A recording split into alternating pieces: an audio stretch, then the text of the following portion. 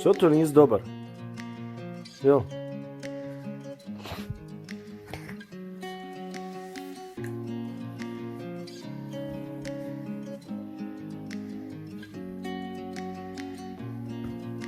Halo? Luđač? Tako. Aj samo